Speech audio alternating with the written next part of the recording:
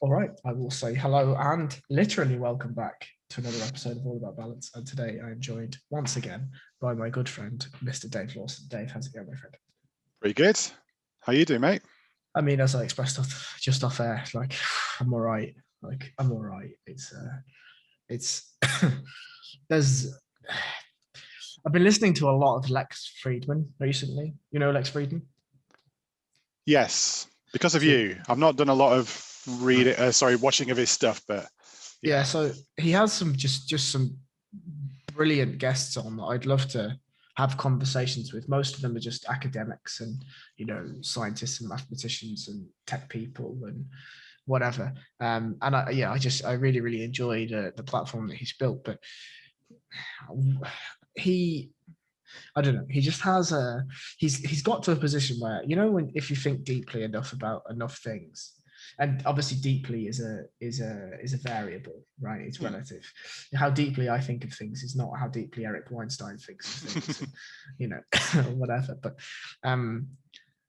he just sort of has he's got these notions of what life isn't sort of nailed down that I personally agree with. One of them is like struggle is necessary. The other one is essentially a memento mori type deal.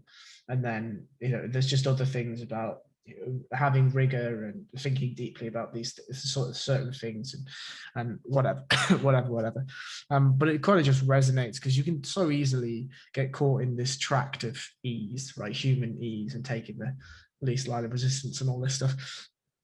I don't know how I'm going to relate this point to free trade, by the way, but yeah, I mean that's essentially my current line of thinking. My current line of thinking, the one thing that I have done in the last little while was I decided to start taking like 30 minutes a day where I just think deeply. I just think about a topic. I should stop saying the word deeply because I'm probably inept at thinking deeply at this point. But just to think about things. And one of the things at the moment that keeps bouncing around my head is the future of humanity. It pertains to AI and all this stuff. And we'll do free trade and that stuff after. I want to bring us straight onto the topic that we decided to come on this to talk about. And I'm just going to read your tweet out if that's okay. Sure, go for it. So your tweet 15 days ago was automation is coming and that's a good thing. So many people feeling threatened by it is indicative that many don't feel that they will be able to engage in meaningful occupation once their jobs are automated away. We need a system where people aren't thrown on the scrap heap. Now, first of all, so the middle of that sentence is so beautifully eloquent. Okay. So I just want to congratulate you on that, first of all. I appreciate that. Thank you. But I just want to repeat that for people who weren't listening in the back. So many people feeling threatened by it is indicative that many don't feel that they'll be able to engage in meaningful occupation once their jobs are automated away. That's good shit. You see, this is the thing, because when you see he wants to talk about it on a podcast, I was like, oh, he either really agrees with that or disagrees with that. And I wasn't sure which one it was. The answer is probably both. Still not, actually. Yeah. Yeah, because one of the reasons why I wanted to speak to you about it is because I actually don't really have an opinion. And I think the reason why I don't have an opinion is because I don't really know. There's so many variables to this, and that's kind of like something. Excuse me, sorry.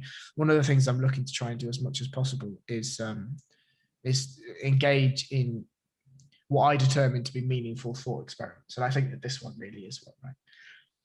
So I think I'll let you set the scene. So first of all, what did you mean by that tweet? So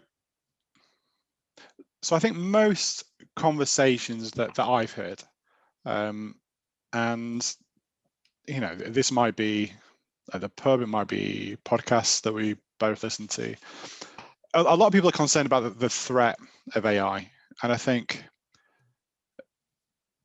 we're also mindful of the opportunities as well, right? So the opportunities are vast, and I think if you can get to a point as a civilization where a lot of your needs are met through systems where you don't need to have hands doing the work, where you don't which is, that's a large part of recent human history has been about replacing hands, if you like, with machines, which has been happening since the 17, 1800s. Yeah, exactly. But there are also countless examples where that's led to huge shifts in society that were very painful in the short term, but mean that we have this crazy, wonderful, amazing civilization that we all hate so much at the same time. So my point really with that was, we could talk about the Luddites and income distributions, which I think could be really interesting to talk about. But my point is that it's a great thing. If we don't need to do a lot of the mundane rubbish that we had to do, then I think there's wonderful opportunity there. But we need to get that right at an economic level, at a government level, because, for example, if you look at the miners in the 80s, it was, well, we don't need miners anymore. We can get coal cheaper from elsewhere, and there's other kind of energy that we're using, so we don't need miners. Okay, sling your hook. You've got all sorts of communities, especially across the north of England, that are just decimated because of that, and they haven't really ever recovered, and probably never will recover. These old, some of these old, really small sort of mining towns that were just focused around that singular occupation. And that's not to say that we should be mining still, but how do we make sure that if you do automate away and the scale of what I think will be automated away will stagger people. I don't think that's alarmist. I think there's been an awful lot of automating. I mentioned it earlier, an awful lot of automating the hands. I'm in the process of automating the mind now, and an awful lot of we're in the service-based economy, we're in the information age, you have an awful lot of knowledge workers, and the scale of that change that's coming. I mean, there is someone almost certainly trying to automate your job. There's someone almost certainly working now and not taking breaks trying to automate my job. And anyone listening to this podcast, I'd be very surprised if someone wasn't trying to. I mean, are even artists exempt? I don't even think they are they? I think someone is probably trying to create systems that can create art as well, right? I mean, it depends what the definition of art is. I think I'm going to bastardize two Eric Weinstein quotes simply because I listened to them today. And the first will lead into the second, as most of his quotes do. But the first was that he believes that any task that has any facet that is repeatable will be replaced. Now, now that's right. But if you think about the scale of which tasks are repeatable, there is an absolutely vast number of tasks that will fall to automation, right? Now, his second quote, which I think is more meaningful, and I will not be able to do it verbatim because my head is too full with listening to the podcast that I just have. But he mentioned that there are two facets to humans. There is a human that is a worker, aka a meat vehicle with an ability to achieve tasks. And then there is a soul. And the soul, or the happy medium, is having the soul be represented in the worker and the worker represented in the soul, right? So essentially, if you're doing a task that you determine to be meaningful and nourishes your soul in some fashion, then that's a happy medium, right? Sure. And that's what I took from it, right? It could be, he's probably pointing at something completely else, and I'm just a monkey throwing shit at a wall. Now, the real problem that I have is we say automation is a good thing, right? But I think that what I personally find is when I'm talking about automation, I'm very rarely looking at it from a universal perspective, and I mean universal. Because if we look at things from a universal perspective, and maybe people will disagree with me, but this is my What do you mean by viewpoint. universal? Sorry. I mean automation pertaining to the entire universe Okay. as we know it. Sure. Almost every single task that a human undertakes has some form of repeatable process. Mm-hmm. If you think about a theoretical physicist, which is about as far out creative as there is, I mean, those theoretical physicists at some point are still using repeatable tasks in that, yes, okay, maybe they're creating science and creating maths in order to facilitate their theory. However, the underlying maths that they are using to create new maths is repeatable, right? It's the same. They're not creating numbers. The numbers are the same.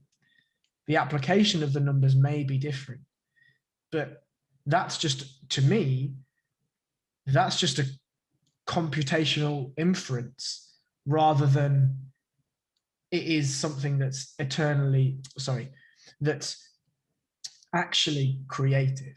And the things that explode out to me are, the first question is, to me anyway, is, well, what is creativity and how do we make it non-repeatable? Or is it non-repeatable? And the second question is, if we take automation at a universal scale, because, and just I guess to give some context, and I understand that this is quite a large point, but to give some context to my universal point, Elon has a computer that runs a rocket into the middle of space, as we know it, and then back into exactly the same spot. So if you can automate spacecraft and space flight based on a predetermined set of maths, very complex maths and very complex science, fine, but a predetermined set of complex maths and science. And if a human's doing that now, they're not going to be doing it for long. Or the ability for a human to not do it is absolutely there. I currently can't really fathom many roles that couldn't be automated. There are very, I mean, and that's why the question of art comes up, because does it have a property? You know, the fact that it's created by someone, does that, I mean, obviously we see that, like the artwork that you have behind you. I'm sure that the signature in the bottom right corner might, you know, denote value that's not necessarily purely based on, you know, the placement of the strokes and the color choices and the palette and all that kind of stuff. So what do you mean by, so with your point of universality, I mean, are you basically saying that we you know, we can achieve so much? Because I mean, it's a very interesting point, because I think I made this in the previous podcast, that Elon he has a computer and he has an amazing team that can get that ship up to, you know, the International Space Station, and it's got to be millimeter accurate, and it's spinning around the Earth at whatever it is, 16,000 miles an hour, whatever, I don't know what the number is, and it can do that, and it could come back. Whereas that is a pretty extreme example for now, and that kind of goes against the point that I was making, you know. But on the whole, we've both experienced, I'll say separately, less competent implementations of IT systems, where it's infinitely less complex almost, yes, and it doesn't seem to go right. So I don't know how we good I don't know how close we are on the universality front, but I mean, in terms of on a smaller scale than that, I think what's going to come first is, I mean, have you ever been involved in any kind of like finance stuff before you're in IT? Let's just say no. Fair enough. Because I mean, I had like a crappy job. I shouldn't say crappy job, but at the time it was a crappy job. It was rubbish.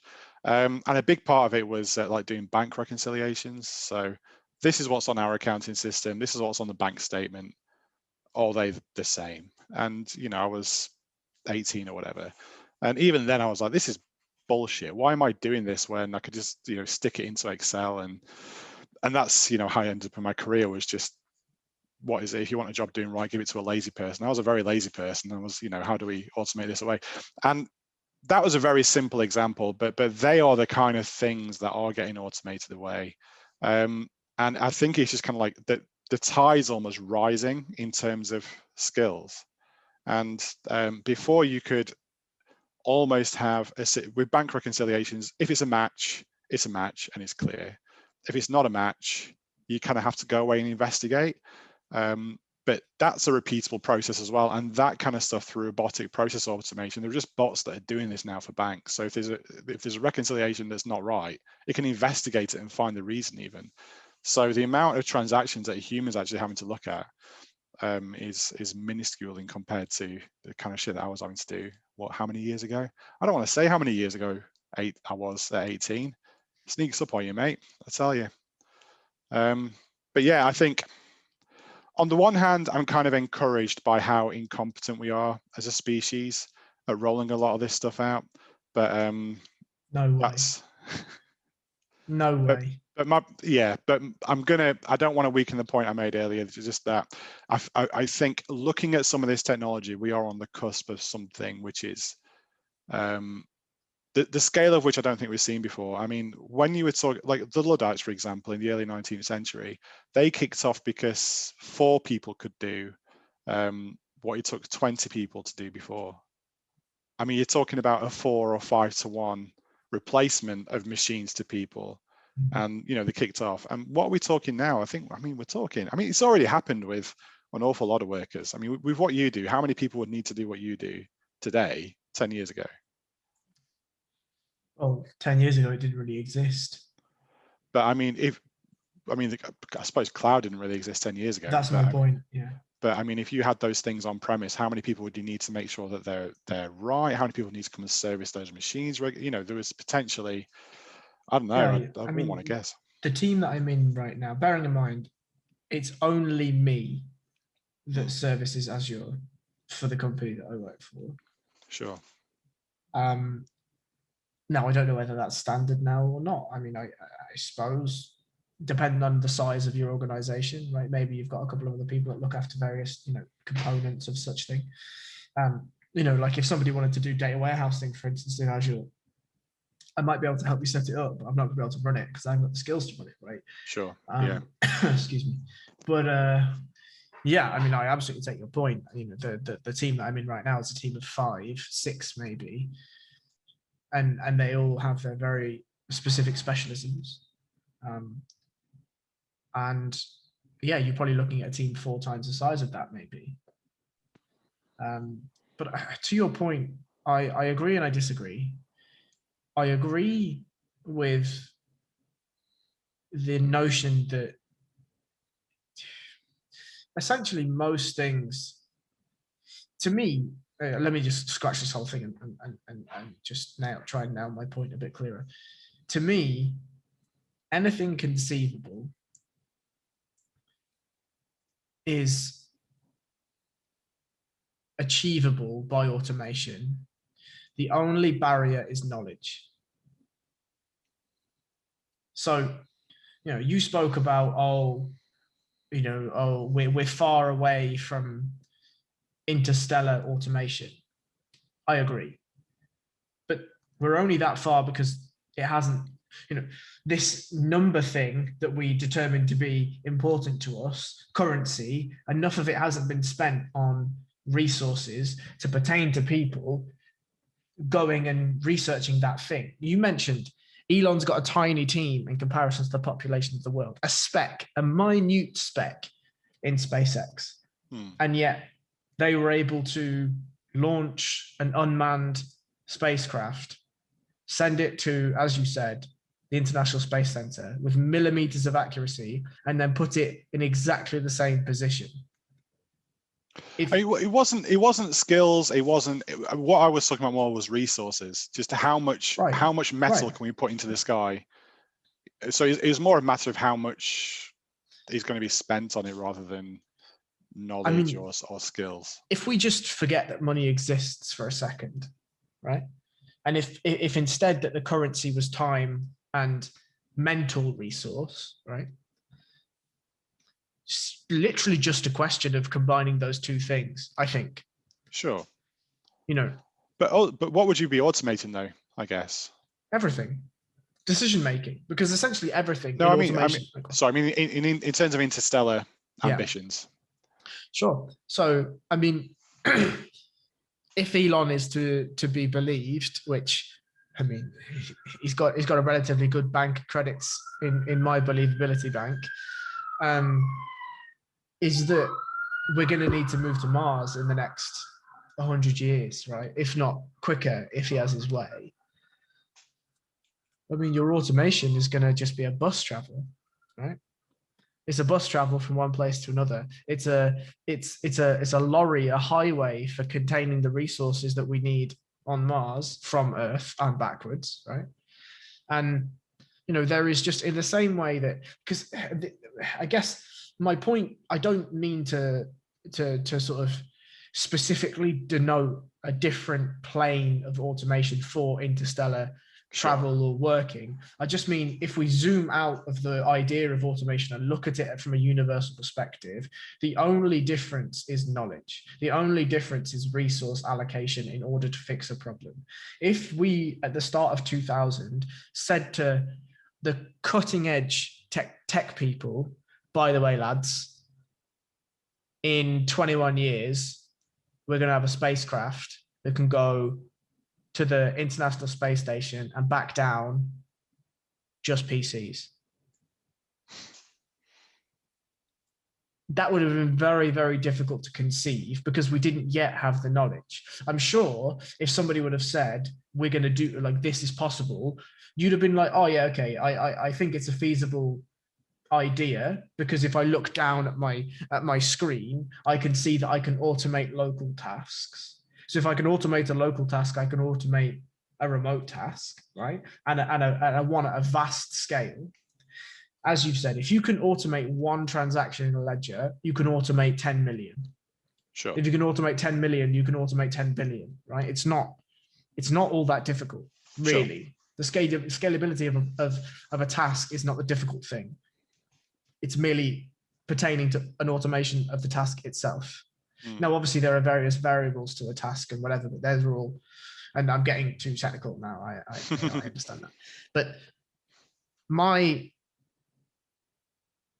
question, and we'll get back to sort of the second point of your tweet in a second, is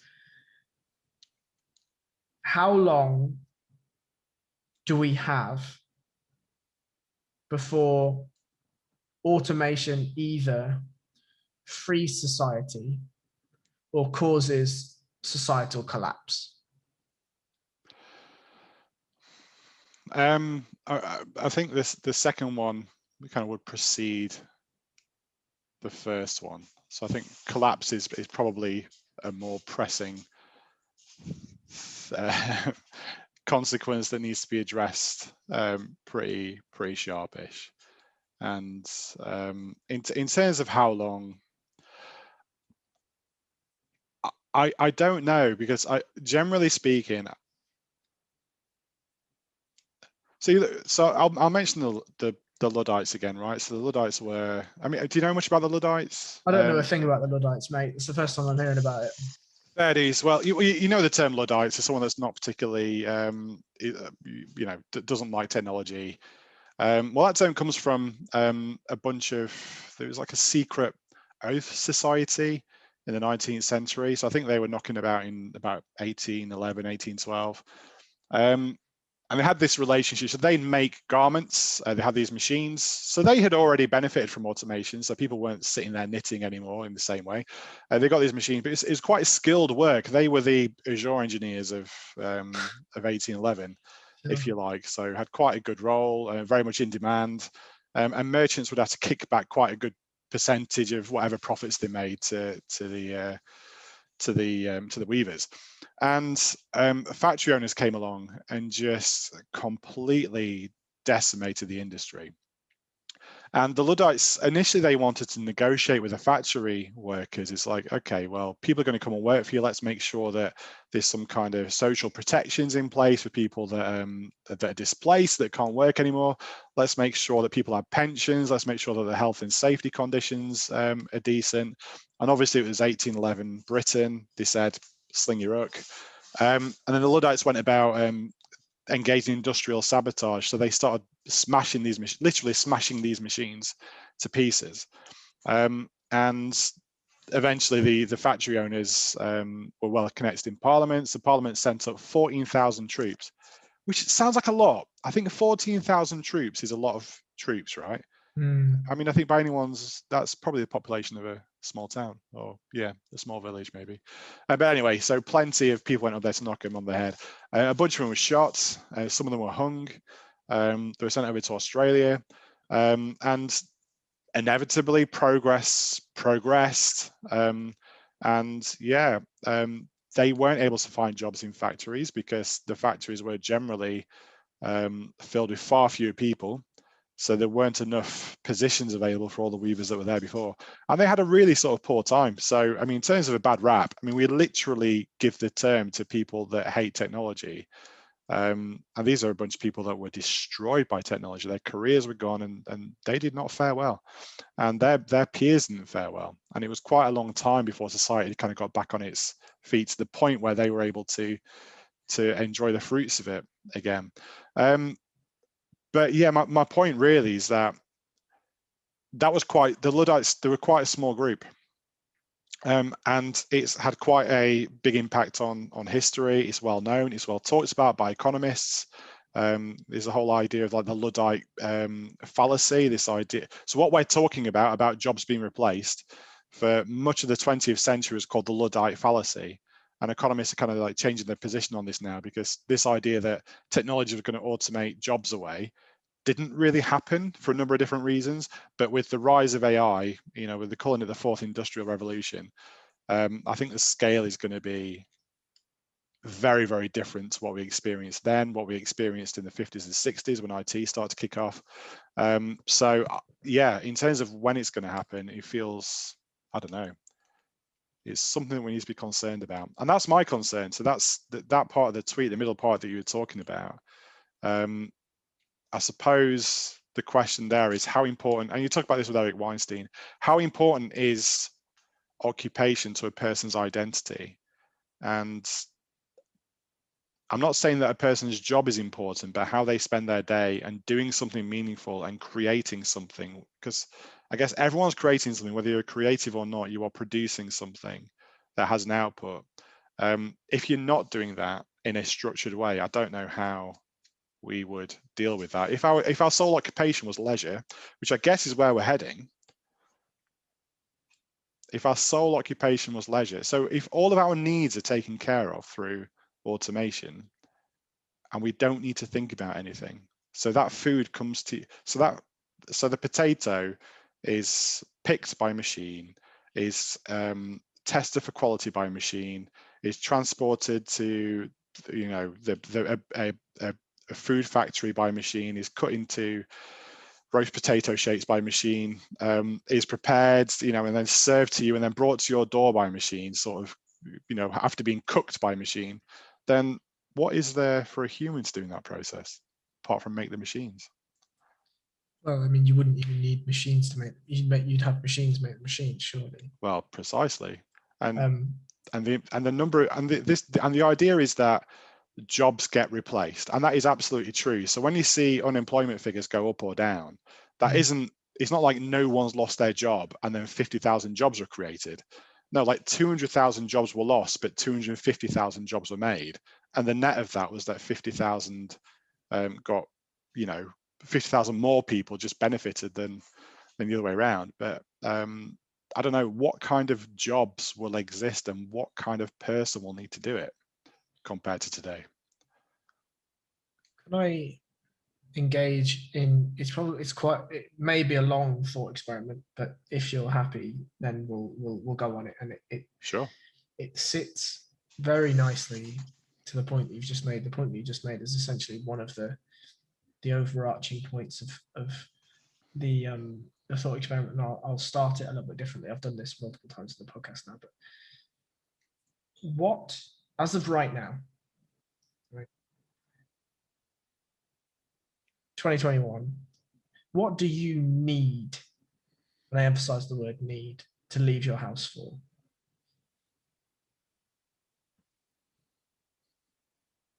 What do you mean by need?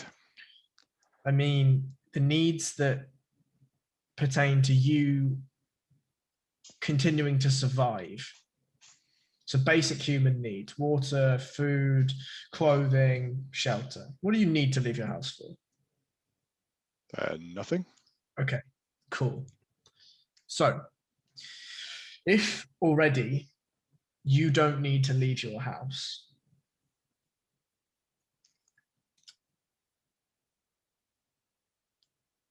what do we expect to happen in the future? Now, I'll pose what I determine to happen, right? Bearing in mind, the necessities that we've just created are food, water, shelter, clothing, right? Now, water can be delivered to you by the Tesco man, right? Or you can just get it out the tap, whatever you fancy, right?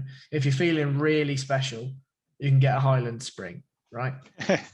If you're not, you might just get tap water through a Brita filter, right? Mate, we're in Yorkshire here. Yorkshire water is better than your Highland Spring, mate. So maybe. If you want 1% water and 99% lime scale, sure. in Sheffield, are you laughing, mate? No, it's beautiful. There's no lime scale in Sheffield. I'll bring you a bottle down next time I come and visit you. Amazing, that'd be beautiful. And obviously the clothes can be bought from ASOS, and food can be delivered by a takeaway service, or a Tesco delivery, or whatever it is, right? And shelter, well, hopefully you're in a house already, and it is what it is. If your job, and this is a bit of a wild thought, but I think it's relatively feasible. If your job has gone, quote unquote, many people turn to things that are virtual in order to gain what they determine to be purpose now, whether that be a social media like, right, or a follow, or a retweet, or a share, or whatever, or completing a level on a game, winning a Warzone match, whatever, right? Things are turning more and more virtual. So let's say Microsoft or Apple or whoever say, we're not going to produce phones anymore. We think that the era of phones are dead. Instead, what we're going to do is, we've had a look at Elon Musk's Neuralink, and we think there's something that we can do. So they provide, instead of phones, you're now provided with glasses, right? Which is great for us too, because we're blind as fuck, right? But you go and you pick up your Microsoft glasses or your Google glasses. Now, I know that they attempted to do this before and it didn't really go very well, but now those glasses can act just like a phone does, right? You can FaceTime with somebody, you can pull up Google Maps and Google Map will appear in front of you and you can follow on as you'd expect to. You can Google things, and those things can be controlled by your thoughts or your brain or whatever dependency you have set in the various privacy settings, right? If we're Apple, maybe not Microsoft. If that same headset can provide you with a VR experience to your office, say, or it can provide you a VR experience to, let's say, the beginning of time, or you can join a VR living room, the same living room that you've got downstairs, but instead your mum and dad are there, and your wife's mum and dad are there, and your friends are there, and you're sharing a meal that's just been delivered to you by Deliveroo. Where does the social points lie? Does it lie externally without the headset, without the glasses? Or does it lie internally? What I believe is going to happen is, In the same way that essentially everyone in the West and a lot of the Eastern world, it is mandated that you have a mobile phone. Right? How old were you when you got your first mobile phone? 13 maybe. Right. So I was the same, right? And I wanted a phone way before then, but my mother basically said, "You've got no mates. Who the fuck are you texting?" Right? And I was like, "That's a fair point, but a little bit harsh." Right? Tough love, mate. Tough love. Now, she was right, because whenever I got I got credit on my phone, I ended up spending it on RuneScape or whatever game I was playing at the time, right? RuneScape. Games on your phone? No. So back in the day, mate, you could buy like membership or like DLC for certain online games with phone credit. Oh, that's manipulative as fuck. Kids They don't were have money. fucking clever. Kids don't have money. How can we get money out of kids? Yeah, we steal their phone credit, mate. Yeah. Phenomenal. Absolutely phenomenal. Man. Anyway, that's a whole other rabbit hole. I suspect that we are potentially looking at a smaller, maybe more intricate version of the Matrix in the future. And what I mean by that is a headset that can allow you to do anything you want, but you can also be whatever you want. You can change the way that your body looks, the way that your hairstyle is, at a thought change. You have an avatar, and that avatar is representative of whatever you determine it to be representative of. Now, I think that collides quite nicely with seemingly the never-ending political debacle that we have at the moment around identity and, you know, the ability to change one's form. It feels, and I'm not disregarding the importance of it, but I'm saying it feels almost like you're trying to design a game character, right? Because the tech just isn't quite there yet to manipulate the biological form in the sense that it seems that the masses want it. However, if your day was conducive to maybe waking up in the real world, dependent on whether you kept the glasses on or not, right? And living out a day of leisure, let's say, in a VR world, there seems to be no reason to me, or no logical reason as to why currency switches from being ones and zeros in a digital bank account, or cash if you still live in the old age, to being, well, a different name for pounds, but their social currency, or their currency that allows you to achieve certain things in a VR world, right? Let's say you're a Facebook or a Microsoft or a Google, and you want to, I don't know, you set specific tasks that pertain to real life outcomes. So let's say in the VR world, you were at a factory turning a wheel, right? And actually what that wheel turning was doing was generating electricity, and that electricity was then running your Apple factory. I see no difference. I see absolutely no difference. Let's make that final point again about the Apple factory. So I think, and I'll do the overarching point again, because the more and more that I tell this story, I actually get way more complex with every time that I tell it. And I focus on one point over the other. So just as a very small building block, how I suspect the future to be, right, is VR will replace reality, or what we determine reality to be. And VR will replace reality because what it does is it allows humans an expanse and an access to uncalculable opportunity to experience things. If you put every game that's ever existed in VR, but you change it so that you can actually play the game as if you were a character. If you were playing Pac-Man, but you were actually Pac-Man, all the way up to... That's a terrifying game all of a sudden, isn't it? Right. Or if you're playing Call of Duty and you're actually the soldier, right? You're playing FIFA, you're actually the player. Or, you know, you get the point. Your flight simulator and you're actually flying the plane. Right? Mm-hmm.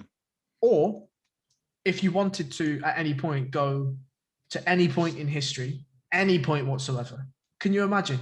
And you could live the lifetime of somebody in that history period.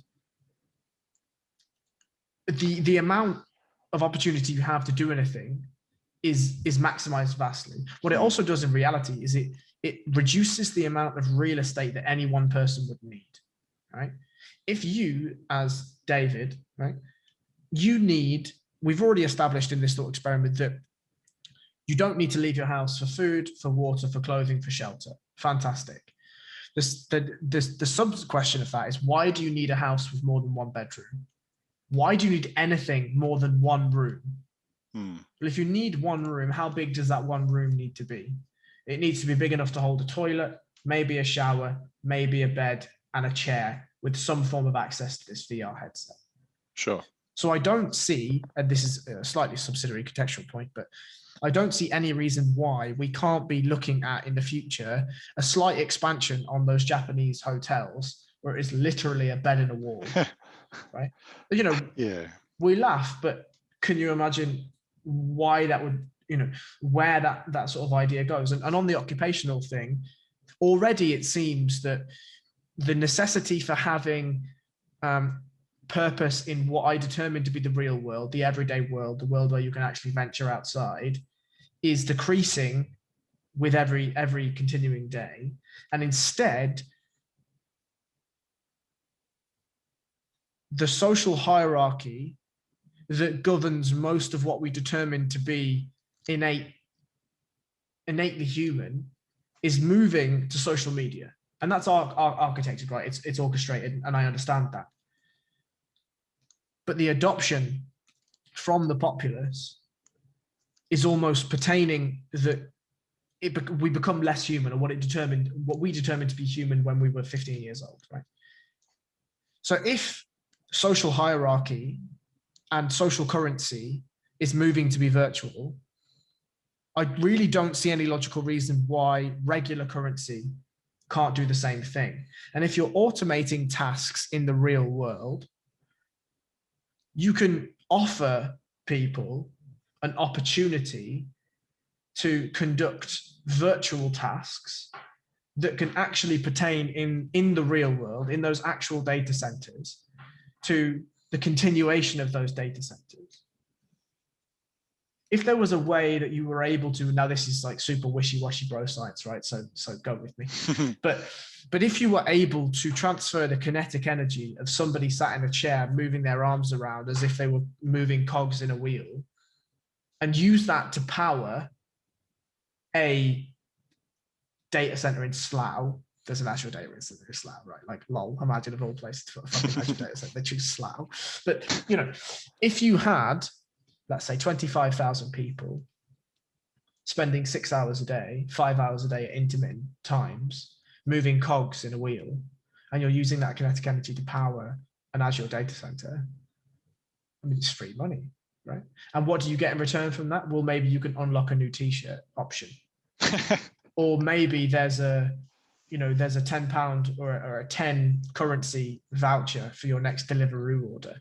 Because the integration for this virtual environment that I'm determining is, if you think about an integrated system for everything. You have an Apple Watch. What does an Apple Watch do? Well, it tells you your heart rate, it tells you how many steps you've done, how many calories you've done, it tells you how well you sleep.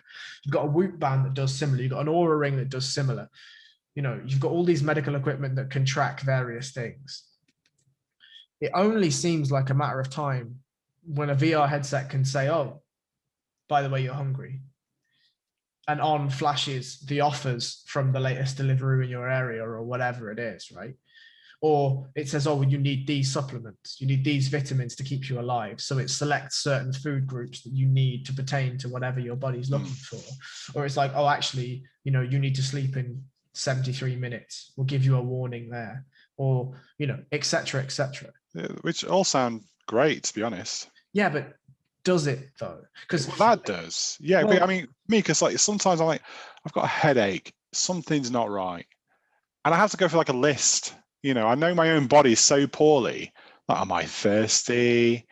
Do I get enough sleep? And I can't figure that shit out. So if Think about something this. just flashed up and said, "Oh, you've got a headache because you've drunk 150 mils to, less water than you need today," like, great. But think about Cup of this. water. Think about this, right? Think about this from a philosophical perspective. There's already a vast debate about the notion of free will and determinism and all of these things, right? There is so much capacity that we don't understand of the human brain. Right? If in this VR headset world, you are literally willing to, you are essentially a dumb terminal, way more than we ever have been. It's almost like a full circle, right? All the way back to the Luddites. The Luddites thought they were at the absolute fucking pinnacle because they'd got a machine that meant they didn't have to weave shit by hand anymore, right? And now you could be in a situation where you're like, oh, fuck me. Microsoft have told me I need to drink more water. Sorry. Yeah, it depends how tapped in they are as well, because I mean, there's like a whole Come on. You got very, what's up? You said that it doesn't matter. It only matters on how tapped in they are, right? How tapped in are they right now? Don't fucking come with that shit with me. I mean, so not right. So I think at the moment, so for example, I mean, you've got some, I mean, judging from your podcast guests, you've got some very smart friends. I'll know an awful lot more about this than I do. But in particular, there's a whole discipline of people judging sentiments based on tweets, Instagram, Facebook posts, and you can trigger that. I mean, I think there's a famous example. I don't know how true it is, but people were plugging in to get sentiments on stocks and shares, and Berkshire Hathaway took a tweet because there was some negative tweets made about Anne Hathaway. So the robot kind of thought, oh, sell, and it was just something, I don't know, some kind of like wardrobe malfunction or something. I hope that's true. I don't know how true it is, but my point is that there's kind of this people are tapped in, people are expressing themselves, people are sharing their thoughts. Twitter, the whole idea is what's happening. People are sharing what's happening all the time on Twitter. And it's very easy to tap into that API as well. It's surprisingly easy to be able to do some sentiment analysis on Berkshire Hathaway. But my point is that there's a step removed, and that's kind of like a gauge. So it's kind of like it points towards what's actually happening, but it's not what is happening. It is me writing about what's happening. So could I just add a small question in there? Sorry. But what you're talking about, this future about when you're literally tapped in, that becomes something different, because then if you can share your thoughts with a machine, then at that point you are potentially not looking at the gaze, you are looking at the actual, I can't remember what the actual term is, but you're actually looking at what you want to measure, which is very, very different. All the hopes, all the fears just suddenly are out there, and it's not expressed through some kind of intermediary. It's just there, and it's raw. So that is concerning. I don't really think there's that much of a difference to what we have now, and let me explain why I think that. So let's look at the hook that just Microsoft have right now, right? So, Facebook's easier. So Facebook owns Instagram. Does Facebook own Snapchat yet? I think they do, don't they? No, they made an offer and they turned it down. Absolute fools. Did all the billionaires. Whatever. Let's just take Facebook and Instagram, right? And we'll add Twitter in later.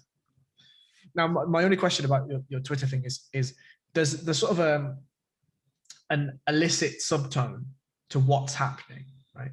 Because actually, everyone rightly, as you rightly say, they do mention what's happening, but they don't mention it from a factual perspective. They mention it from an emotional perspective, right? So it's not, the question isn't actually what's happening. It's either what's happening to you or what's happening and how do you feel about it? That's actually the question, right? Now, if we look at this from Facebook and Instagram, right? So Facebook is, I mean, it's an entire fucking magic world at the moment. But what it used to be at the very, very root, it was just essentially a fancy forum, right? That's really what it was, right? You put something up, somebody commented, they commented, you commented back, blah, blah, blah, blah, blah, right? It was like Reddit on steroids, right? But the idea was that you had your own face and you can put photos and shit, right? Fine. It was like a blog of your life. Now, if you go on Facebook, there'll be absolutely somebody that you have on your friends list that you'll see them write at 9:15, just had breakfast, right? And then at 12, don't know what to have for lunch. At 7:15, can't wait for Coronation Street, right? I mean, who can wait for Coronation Street at the end of the day? Do you know what I mean? Yeah, you might sort your Facebook friends out, mate. But do you know what I mean? Like that's the meme, and it's the meme for a reason. The other side of that is that you've got people that have, essays worth of debates over a topic that, one, they don't know anything about, and two, that they're not really debating, they're just throwing shit at each other and seeing what sticks, right? If you're looking at that from a data perspective, we'll just use Twitter and Facebook, we'll get into Instagram after. If you're looking at that from a data perspective, you actually have a direct feed into an emotional receptor, right? See, I don't think you do. That's my point. I definitely think you do. The reason why I don't think you do is that people are going to take a photo of their avocado and toast, but they're not going to take a picture of the Weetabix. It's true. And I think that's important because what I'm talking about is if you're trying to understand what is happening, if you just look at the photos on Twitter, you're going to see an awful lot of avocado on toast. You're not going to see any Weetabix. And if you do, it's going to be ironic. You know what I mean? So you might get a sense of someone being ironic. So you're going to get a sense of that facade. You're going to get a sense of the good things that people are experiencing, but you're getting a slice of the pie. You're not getting the pie. Sorry, go on. Yeah, and I think that's my point. And I am, I'm not that active on social media, so I might be quite a poor example. I know that Facebook knows an awful lot about a person, but I don't know how much they would know about my everyday experience. It's probably going to be a relatively small percentage, and I know the same stuff that you know, by the way, and I know where that smile is coming from, and I know that they'll understand the kind of things to sell me to, but I'm not particularly active on Facebook, and I've got good sort of blockers installed and all that kind of stuff, and I appreciate I'm not Ed Snowden. Yeah, I appreciate that's probably not typical amongst most people, but I think what I'm trying to say is that Facebook understand they have a good profile on you, but they don't know everything that's happening all the time, and I think that's going to change. So this is, I think that we're on the same page of. Like, I think it's really naive to say Facebook have a good profile on you without adding the "for now," right? Because do you know who Dr. Gadsard is? Heard of Gadsard? Yeah, I mean, I've not come across any of his work though. So essentially, he is a professor on biological marketing. Right? And something that he said that stuck with me and sort of resonated and rang massive Notre Dame-like alarm bells in my head the first time he said it, is that you can sell anything with the right marketing. Now, I know that sounds fucking so easy to think about, right? But whether it be, and I'm going to say it because it's extreme, like the Holocaust, right? Or whether it's something like an Apple Watch, with the right marketing strategy, people will buy into the idea. Sure. People buy Apple products because it's got the Apple logo on it. It could be like dog shit, and people would buy it because it's the latest Apple thing, right? I feel like the trident of Facebook, Instagram, Twitter, right, is really all you need is some data sharing, and you have one of the best profiling softwares known to man, right? If Jack and Mark sat down in a room and were like, right, mate, how about we shake hands and we just fucking take over the world, mate? How about? And they're like, yeah, sounds, why not? Now, I smiled because obviously, you know, Prism and NSA and all Yeah, that stuff, yeah. you know, it's laughable what Facebook and Twitter have got in comparison. But as you say, if the NSA are able to build a piece of software, I mean, I say a piece, right? You know, a conglomerate of software that can literally determine everything that you do from day to day, and they piece that together from bank transactions, phone pings, traffic, emails, phone calls, text metadata, etc., etc., etc. And if they can build a profile and a mapping of what you do day to day, and we must remember that at our core, humans are habitual beings, right? We like routine and we like process and we like things to be in a certain structure. Sure. And if you calculate that by how many people live in America? 300 million-ish, give or take. A lot is the answer, right? That gives you more access at profiling what a human is than ever before. And the amount of data that is truncated through those algorithms to try and understand what it is to be human, what it is to be conscious, what it is that drives human emotive reactions is more than we've ever seen. And they're only ever going to get better, you know? Yeah, I mean, it always will be more than has ever been seen. Yes, I think of course. I think my point is that a lot more doesn't go into social media than goes into it. In terms of your life, it is a significant higher percentage. I mean, the way that I put it, right? So if you're trying to judge sentiment on a football game, so I mean, I don't know about you and what things are like for Manchester United fans, but generally when if there's a Sheffield derby, for example, if Sheffield Wednesday win, you don't hear from Sheffield United fans for weeks, and vice versa. If Sheffield United are in the Premier League, you generally don't hear from Sheffield Wednesday fans, and if Sheffield Wednesday are in the Premier League, I'm going to have to go back a long time to remember what that felt like. But you wouldn't generally hear from Sheffield United fans, and if we were ever above them in the league, you just wouldn't hear from them. So if you're doing sentiment analysis on that one, you'd only be hearing from the people that were speaking, that were commenting. But there are particular things and particular scenarios when we don't comment. And I think that far outweighs the things that we do comment on. So how many tweets do you make a day? Less than one. Okay, same. How many posts do you make on Instagram? Less than one. Okay, so I mean, it's not just posts though, right? I understand. It's everything you do. There's trackers. If it has the Facebook dot, I understand that. So Facebook are going to know that you like MMA. I'm guessing they're going to be pretty sure. They're going to know that, so. Yeah, they're going to know that you got a podcast. They're going to know that, in essence, what your social network is. They're going to probably know what your net worth is. Good luck. But they're going to know whether you can afford nice shit. You know what I mean? Sure. And that's all they care about is what kind of shit do we try to sell you, you know, and that's how they've kind of built that. And I think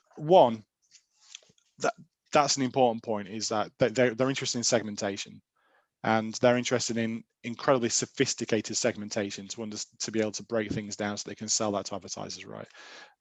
But yeah, I think an awful lot more doesn't go into that, and my point is that as soon as you're tapped into something in a more direct way, then it's going to be possible. And there's the ethics of this and the legalities of it. I hope will protect us.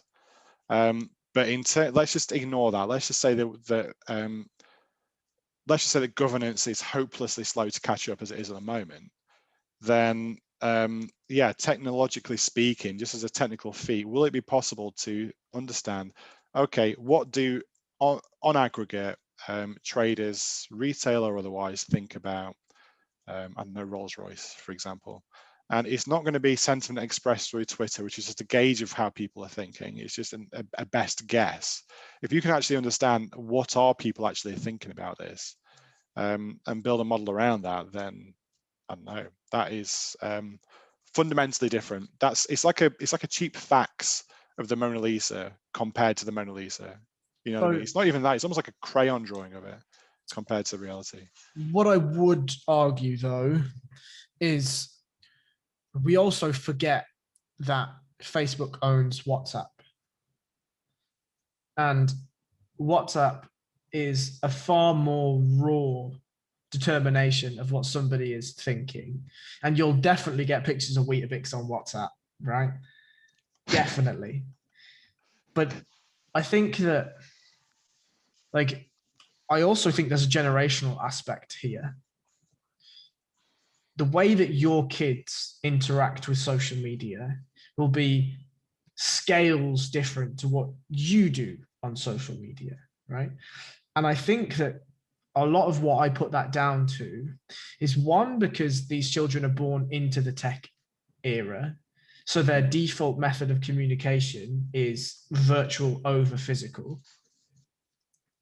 Second, I think a lot of the social currency that we have talked about ending up being virtual is already virtual for them, frankly. And to that point, when you're in those formative years, you don't know what you should and shouldn't put on social media, right? Because those rules are different for what you and I would put on social media than what a 15-year-old kid, a 9-year-old kid, a 7-year-old kid would put on social media, right?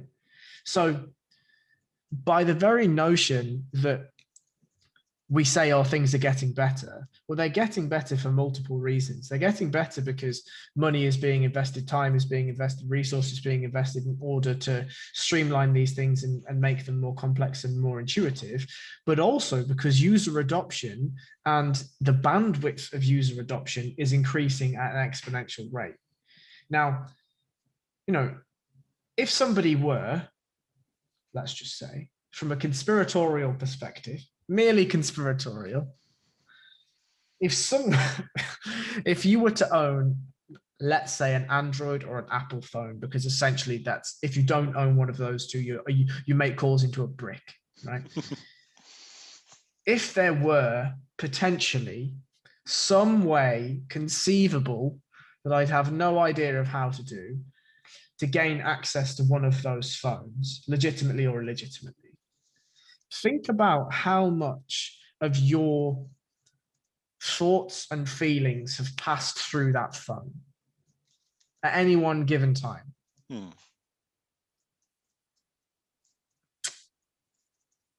What more do you want me to say? Like, I think the onion, whatever you want. Thank you. That's kind of you. The layers of the onion are not just conducive to social media.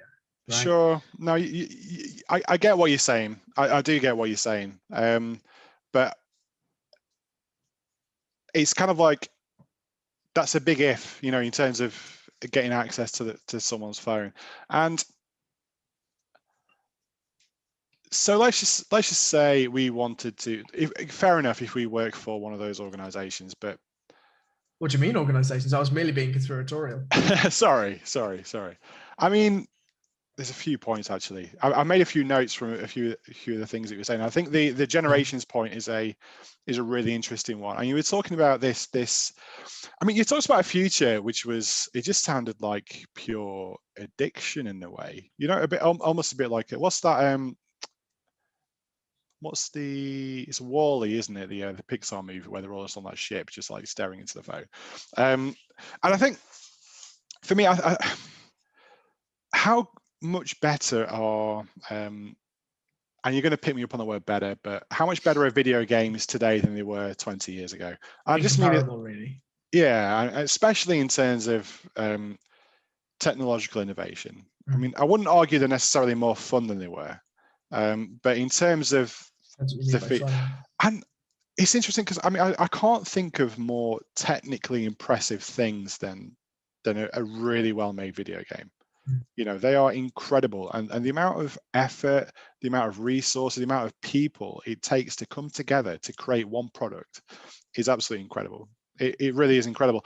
But that being, and you know, some of the games that you can play now are unbelievably fun, but it's still a minority pursuit, right? More people don't play video games than do play video games. Oh, I definitely disagree with that.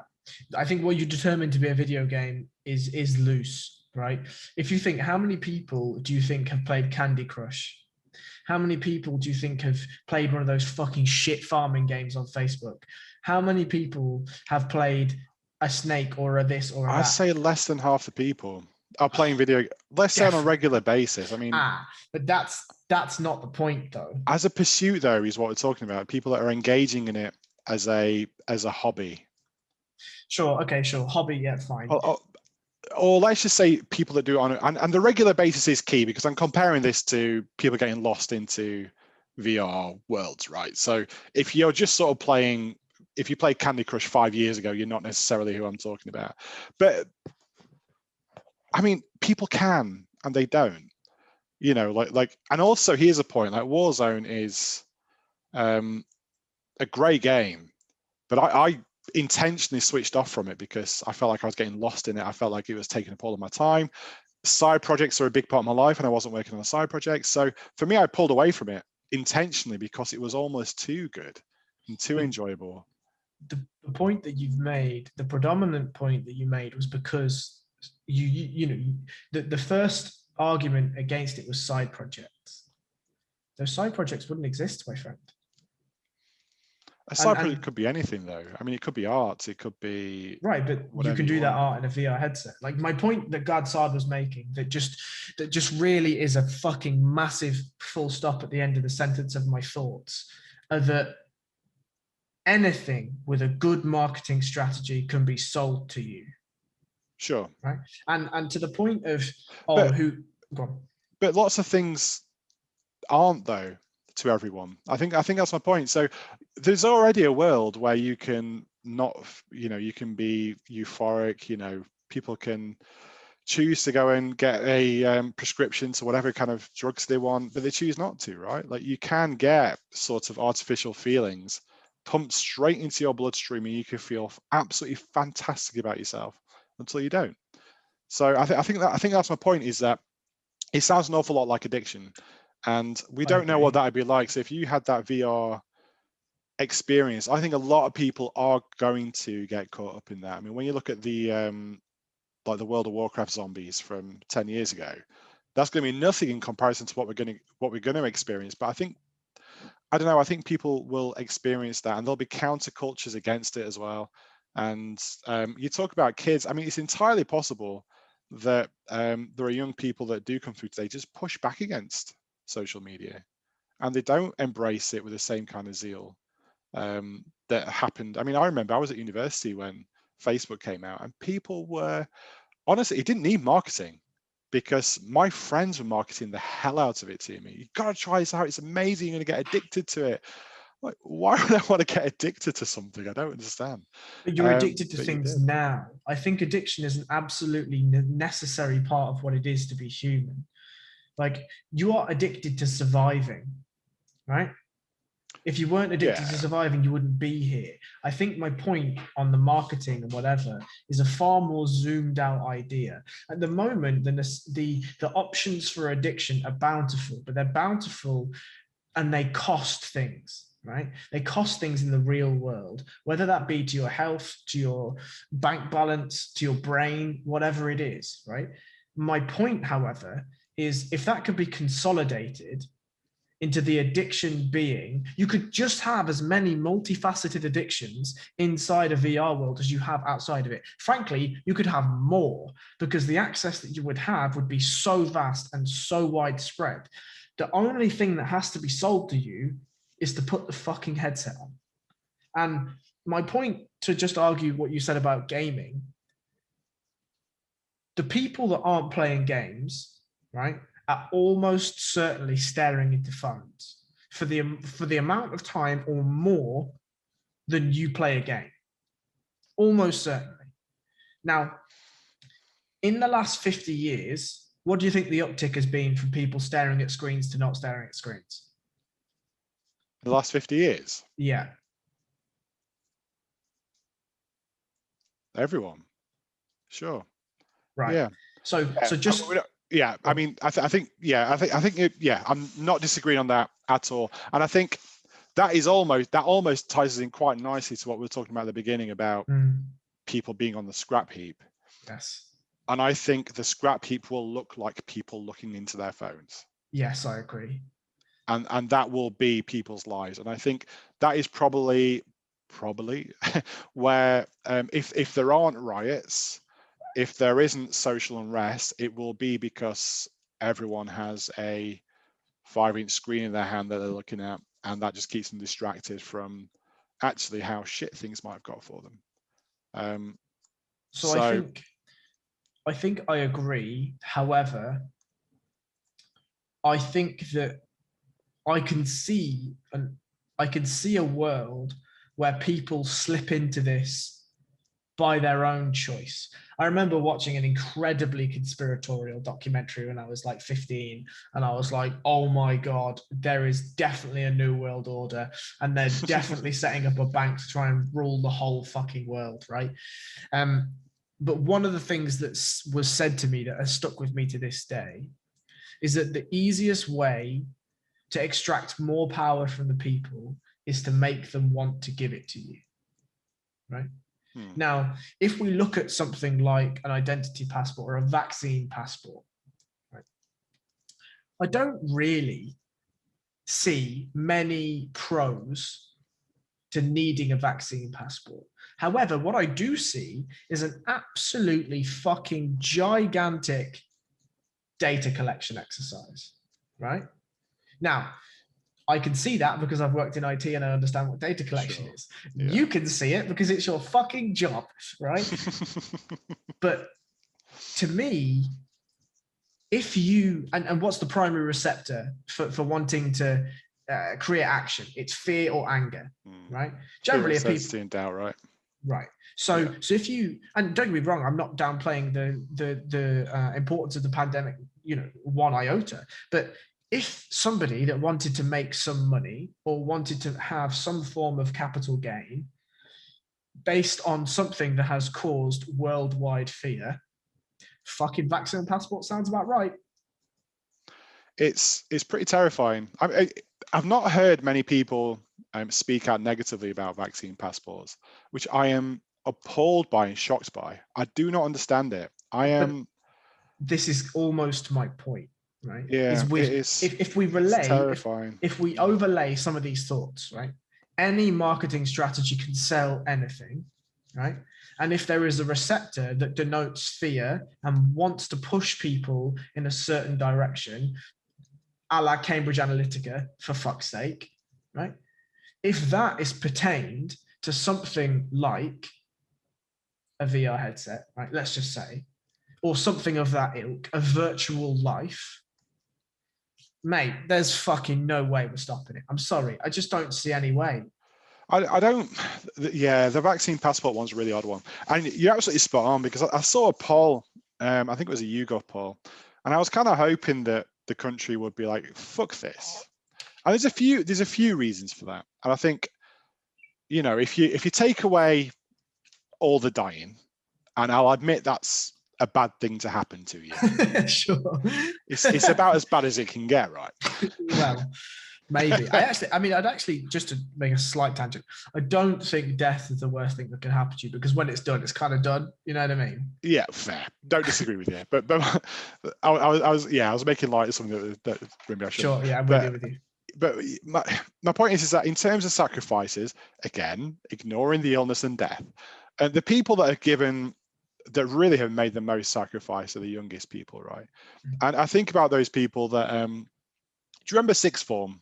And just like those summers and the summer like after sixth form, I fucking loved that. That was an absolutely fantastic period of my life. And the idea of being sort of sat at home and being able to go for like a walk with one friend for, an hour or whatever, every now and again, that would have been awful. Like having like your freshers week, or and I appreciate not everyone goes to uni or even sixth form, but even that sort of time of your life where you're just like knocking on your friend's door, or you're going down to the pub, and you're just like really starting to get started. Like, we've asked people to sacrifice that when they had no real risk to themselves. I mean, if this was a disease and everyone was affected in the same way that young people are affected, this wouldn't have been an issue, because it would have been a few people out of every million that would have been hurt by it. And we wouldn't have done anything. It would just be like, oh, that's not nice, is it? And we just got on with our life. So we've asked them to sacrifice an awful lot for no real benefit to themselves. And it was the right thing to do. I appreciate that. But now we're kind of introducing this system where there's going to be this vaccine passport, where potentially, obviously we're vaccinating them last because that makes the most sense. And the rest of us kind of potentially going about living our lives where 18-year-olds are having to wait to the very end. So the people that have made the greatest sacrifice are having to wait to the very fucking end of the process before they can go and sit inside of a pub with their friends or whatever. And I just think it's bonkers and completely unnecessary as well. Because if the vaccine works, then it works. And if it doesn't work, it doesn't fucking work. So what is a vaccine passport going to do? I don't understand it. Yeah. I mean, and my overarching point here is one of data sovereignty, right? Personal data sovereignty. But actually, what is just so hilarious is if you said to person X, let's take yourself, right? What's your favorite social activity to do in this whole world? Pub. Right, perfect. Pub. Fine. So if they said to you, you will never be able to enter a pub again without a vaccine passport, you are inclined to be like, fuck it, whatever. But that, fuck it, whatever, is a split-second decision based on a very short-term gratification carrot held in front of you without an understanding of the long-term gratification or lack of long-term gratification ramifications for your decision. Right. And this is something that obviously Snowden talks about all the time, is these consent forms, or this Facebook, you install a Facebook app and it says to you, can I have access to, and you just be like, oh, fuck it, just whatever. Like, I just want the app. Right. Yeah.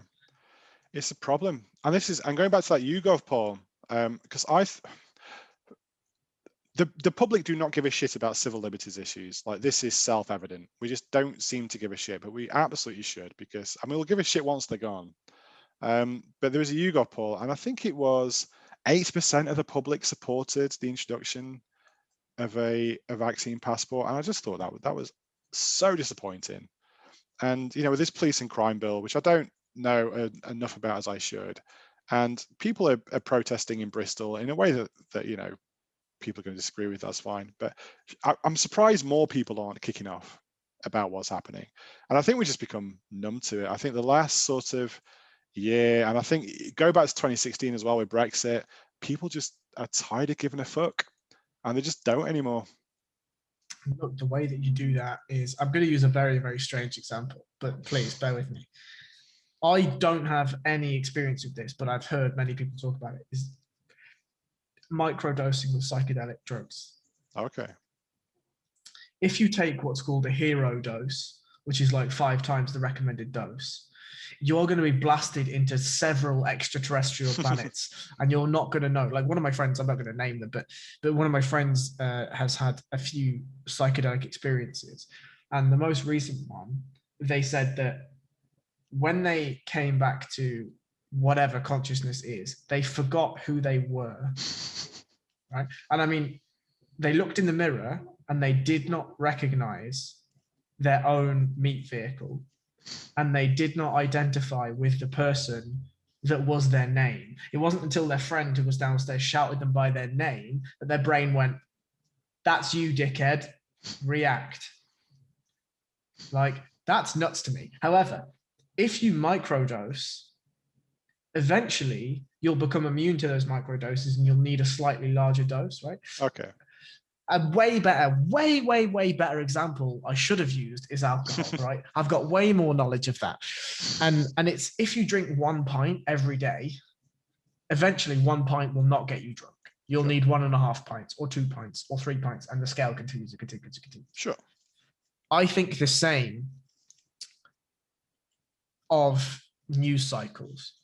If on every single Twitter advert, Facebook advert, NHS advert, TV advert, you name it, YouTube advert, it's protect the NHS, save lives, it's COVID's really bad, it's going to kill everyone, it's, you know, this thing, the next derogatory thing, the next emotive response, the next downtrodden feeling, the next emotive response, and it goes round in a circle. As you say, people stop giving a fuck. But that is, it seems, is the intention, right? Because when people stop giving a fuck, they are more willing to relinquish their civil liberties in order for what they determine to be a peaceful and free life. However, that peaceful and free life is actually the antithesis of what they're searching for. And I feel like this is a ground down, well-oiled machine that has been innovated on for centuries by media makers and people in power. And it's, well, I think Cambridge Analytica was the real, if that didn't wake everyone up and shock everyone, that just nothing will. You know what I mean? I just don't think people, I mean, people, you know, I don't think people just understand what data collection really entails. And why would they? Yeah, it's just not, it's probably, quite frankly, just incredibly dull to them as well. And they probably think, you know, there's this idea of nothing to hide, you know, nothing to fear as well, which is yeah, not as true as it once was. But yeah, I think public attitudes are, you're absolutely right in terms of the desensitization. I don't know if I'm as conspiratorial in terms of what's going on. I mean, I think with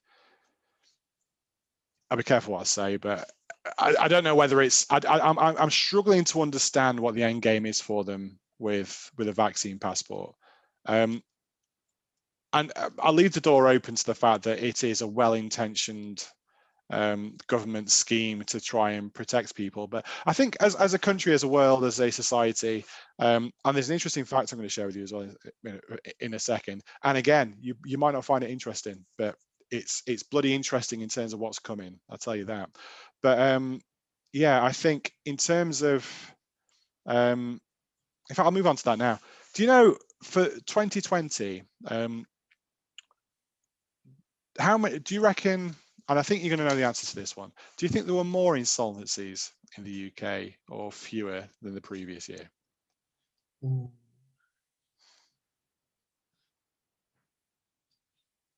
I would suspect more, but I think the answer is fewer. Well done, you saw the trap. Yeah, there were roughly half as many insolvencies in 2020 compared to 2019, or that year from when COVID started. So if you think about what that means, that means that half of the companies that were insolvent, that should have failed, didn't fail. Okay, because they got enough government support to keep them going, right? Which is probably the right thing to do. It meant that people still have jobs. I mean, in terms of how in terms of how that's going to be paid for, very interesting questions around that. Because I mean, yeah, there's a whole idea of government debt and inflation, which seems to be a natural inference from that. But so okay, so half the companies that should have failed, and it's tens of thousands, right? So we're talking many companies, and that was before the impact of COVID. So that was in a normal economy. In, you know, if you look at like the S&P, if you look at the FTSE, it's generally been doing quite well. So it seems like it's been economically healthy, and so half of those companies that wouldn't have existed anyway in healthy times currently still do exist. And what does that mean when when it comes time to roost on that one? So when all this COVID support ends, what's going to happen? And I think people have a sense of what it's going to be like afterwards. But the S&P 500 is worth more now than it was before COVID. I think FTSE has taken a slight hit. And I know there are good reasons for that. And there's even an argument that technically it's worth less as well. If you look at the amount of dollars that's been printed, the FTSE 100 as a proportion of all those dollars is actually worth less than it was before then. But keep you awake, Harry. No, sorry. Quite literally at this time, right?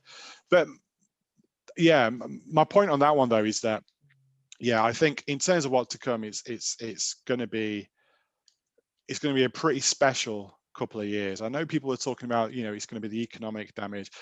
All of this cash that's flying into cryptocurrencies at the moment is quite terrifying for something that's a significant regulatory risk, because you've got the adoption of cryptocurrencies is going like that. Is that the right way for your screen, or is it that way? Yeah, no, that's okay. Right, it's going that way. Yeah. So you've got cryptocurrency adoption is going like that. The supply of cash as it's being printed for all of these, for furlough in the UK, for all these schemes that Biden's doing, that Trump was doing before him. So the money supply is going like that, which is devaluing the dollar, which is devaluing the pound, devaluing the lira, right, in Turkey. So you've got all this happening at the same time that you've got, so let's just take Bitcoin, right? There are thousands of cryptos, but let's just take Bitcoin. You've got your 21 million. There's never going to be more than 21 million. How many is there now? Is about 18.5 million? No idea. A bunch of those are being lost on hard drives in bloody Swansea or whatever. So you never get those, yeah. right? So it's completely deflationary. So you've got all of these assets. And I think the greatest risk to something like crypto is that it starts getting used for trade. People do start buying Teslas with it, because as soon as that happens, I just see it. Yeah, I just see it being banned. Honestly, I mean, was it FDR who banned gold, like holding gold? I'm not sure when it was, but in the early 20th century. So I think there's great risk there as well. And in terms of, I'm going to say our generation, which is favourable. Are you millennial or Gen Z? I don't know what that means. Fair dues. I was born in 1993, whatever that means. There we go. 85. So we're 8 years apart, right? I think every generation kind of has something where you can kind of get on board with. And I think the previous generation, it was property. So if you got on board with property in the early 90s, if you bought a property in London, that's probably the easiest way to become a millionaire, right?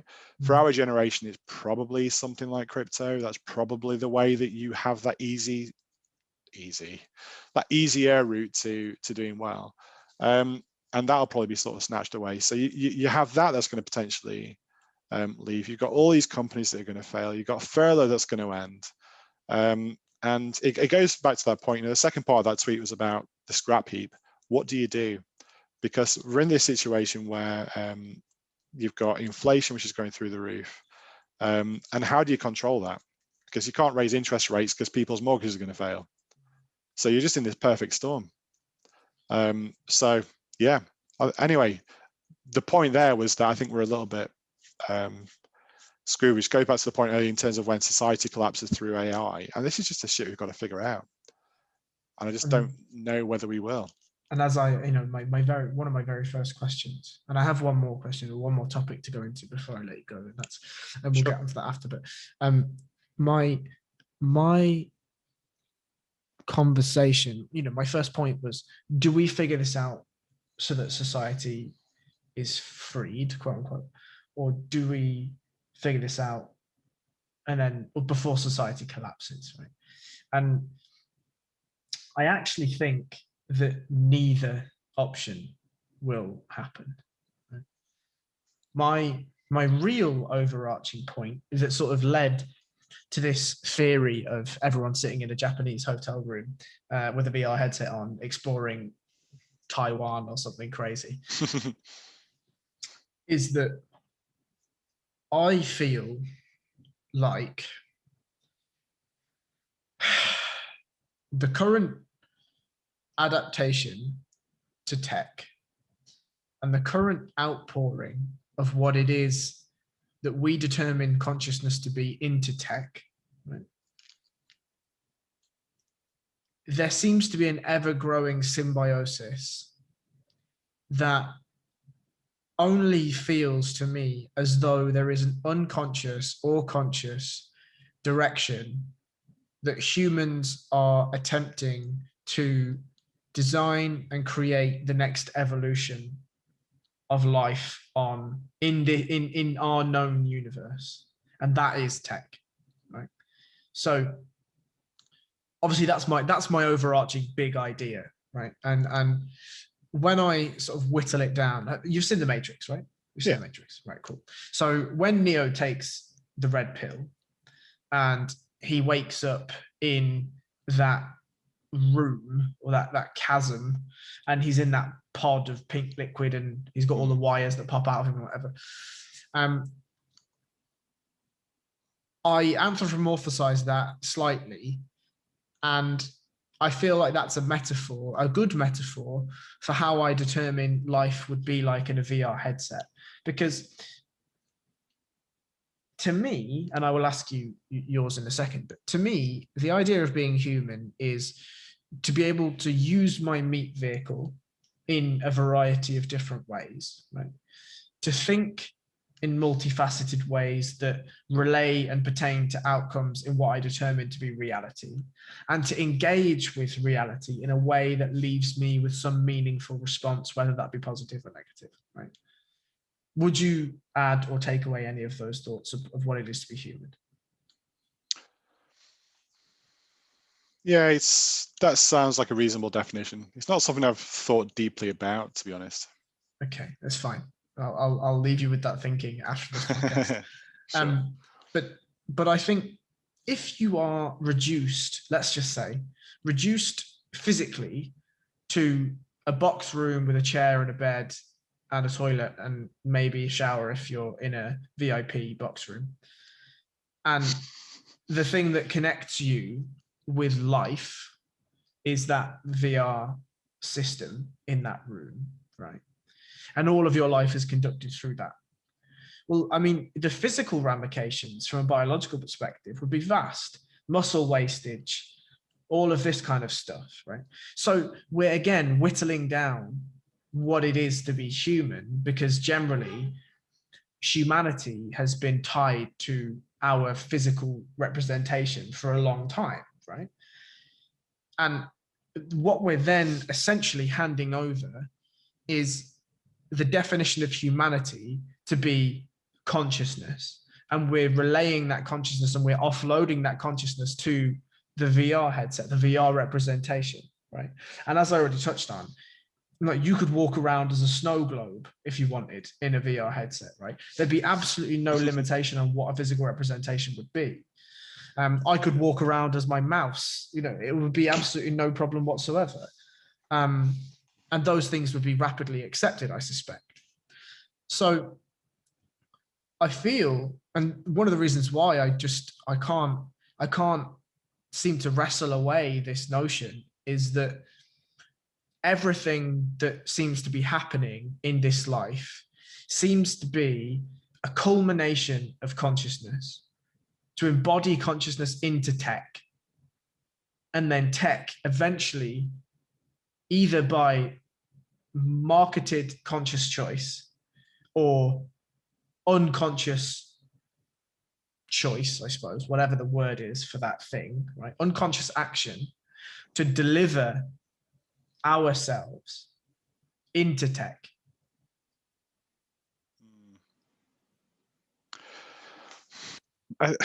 Yeah, I think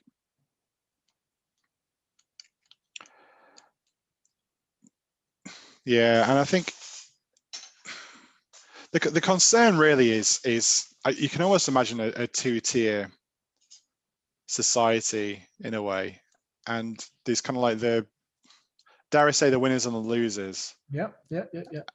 And I dare say the winners will be enjoying the real world, and potentially the losers might be almost like forced into enjoying this digital, because I mean it sounds, because I mean you sort of sell it as this thing that everyone's going to enjoy, but I mean to me it sounds hellish. It sounds awful. I'm not meaning to sell it as any way, shape, or form emotionally attached to a good or a bad outcome.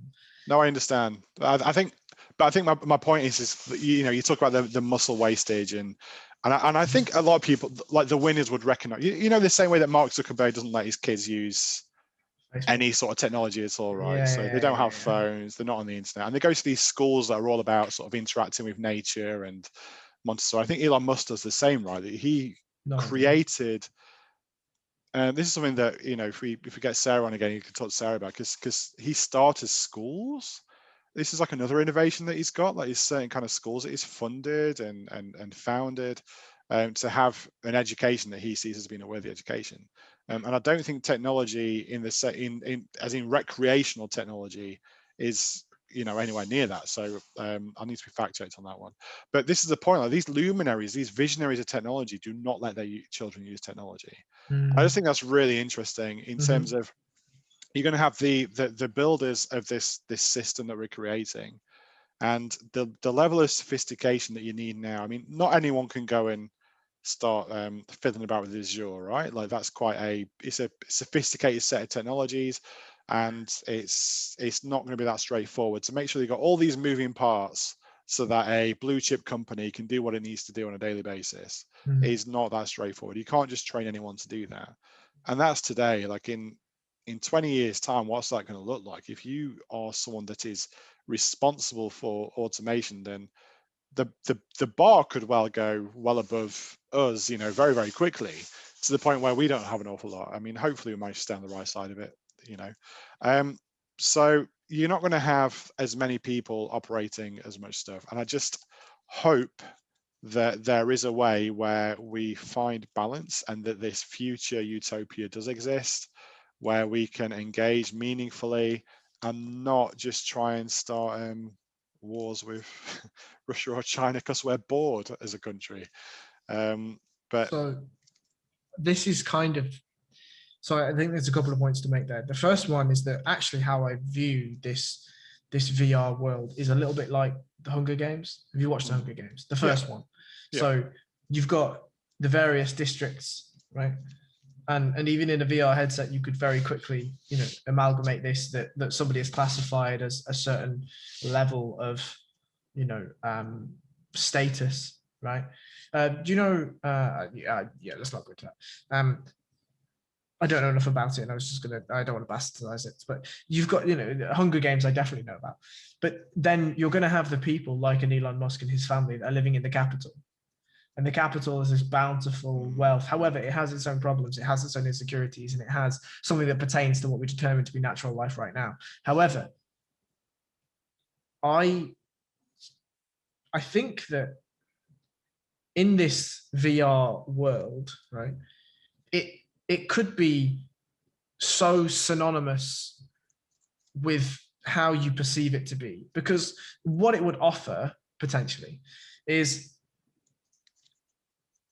if people chose, this is looking at it from a completely optimistic perspective, and I'll offer the pessimistic perspective that I have at the moment. If people wanted to work, wanted to create, right, then there would be bountiful opportunities for you to do that, right? I would see no reason why inside that VR headset you couldn't have access to an API where you could create worlds, right? Sure, Let's say you wanted to apply to be a world creator. Why not? Yeah. Right? Yeah. The source code is almost certainly going to be open source. I mean, this is in my optimistic view, right?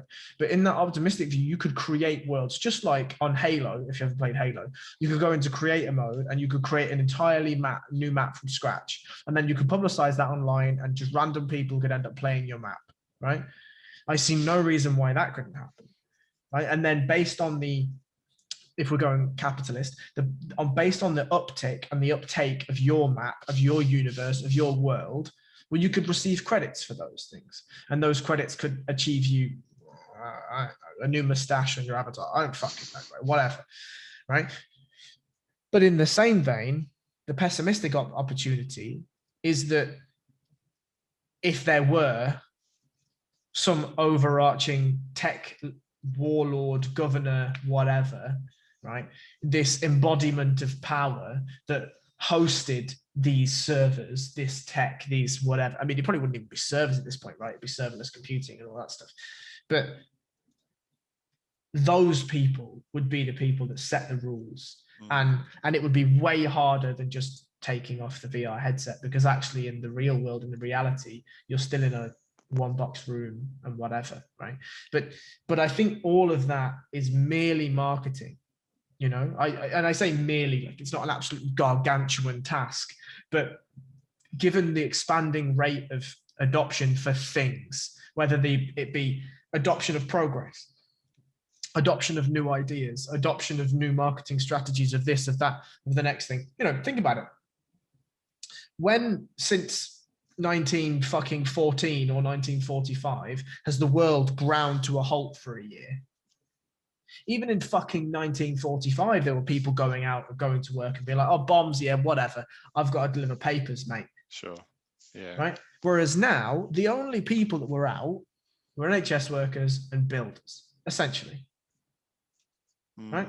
Every other fucker was at home, cowering away behind Netflix.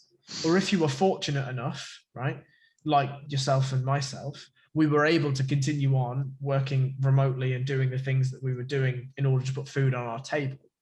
And that's only a 50-year difference, right? So if in 50 years, that's a position that we could be in, what position do you think we could be in another 50 years?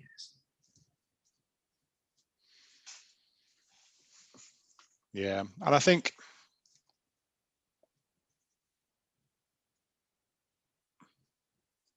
the scale of that is it's impossible to imagine, actually, because I mean, you look at writers, okay.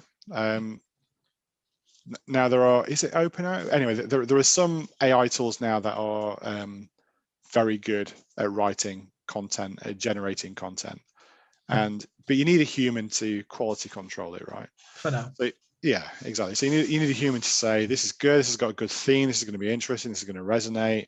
You know, but 20 years ago, you also needed a human to, I mean, if you were checking that, the grammar would need to be checked by a human, right? Of another human. Yes. How many humans would it make to actually create an article? You'd have an editor, you know, and potentially you're going to have an AI content creator, an AI editor, and AI, you know, marketing expert. So I don't know. And let's just take a publication. I don't know whether, yeah, I don't know. Like, you could potentially run I could see the New York Times being entirely run by AI. Why not? Let's just do this as a thought experiment. Sure. So that can happen, right? Like how far away are we from AI creating a competitor to the New York Times? And that's where it gets really interesting. You know, can you set up an AI to try and find needs in the market? And I think you can, because I think that, you know, we're talking about the entirety of human knowledge. I think that collective consciousness would show potential desires that people have that aren't being tapped by the market. And do you need human intervention to do that? And I don't know. And I think this is where it's going to come down to ethics and laws, because right now, I don't know. Do you know, from all the podcasts you've come across, right? So there's a book called Army of None, which is the whole concept of drone warfare, right? It's about, you don't need physical soldiers to invade a country now. You can do it autonomously. So I don't know whether an AI has ever killed a human. So I don't know if an AI has ever made not the conscious, but has made that decision in its code base whether someone will live or die. But that is a question that needs to be answered. And I think every government on the planet should sign a piece of paper that says that we will not allow an AI to kill a human being. Yeah, so I'm pretty sure there is a bill right now. So it's fucking weird that you say this. I was on a rabbit hole after listening to Eric Weinstein, not Steen. And I found this TED talk from a lady who used to be in the DOD, and she pulled up the bill, for America, right? Not for everywhere, but for America, where I can't exactly remember verbatim the wording, but essentially what it stated is that no entirely automated weapon can be used in a battlefield. So, you know, even the drones are manned. Yeah, they're manned, you know, 3,000 miles away, but they're still manned in some fashion. So that there is a human intervention as to whether that person, to determine whether that person is an enemy or an innocent person. Yeah. But I mean, what I wonder whether, now there's a vast problem with what I'm about to say, so we'll get to that point in a second. But I wonder whether in some fashion it would be safer to live in a VR world. Let me explain what I mean by that. So the expansion of a VR world would be solely down to the capacity of the hardware and the software running it, right? And as we already touched on in this podcast, scalability is almost never an issue when it comes to code, right? And if we are in a world, let's just say, where 7 billion people are able to fit into, let's just say America, right? Central America, Northern America, sorry, fit in, we're all in these Tokyo hotels in a single box room with a VR headset, right? The entirety of the rest of the landmass of the world can be used to house data centers and, whatever. So you could spawn as many universes and as many worlds and whatever for people to integrate into, and people could go off and continue on and, reproduce, I guess, somehow, maybe, who knows, whatever. But you could have all of the disagreements in the world in a VR headset. There could be absolute anarchy in a VR headset world, right? In a virtual world.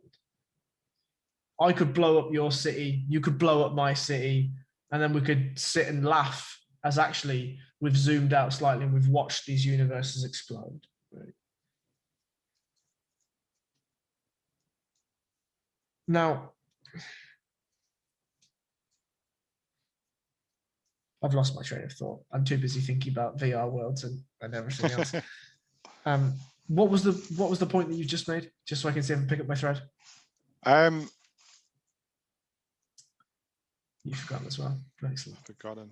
Yeah, I was thinking about this VR world that you were talking about. Yeah, I apologize, but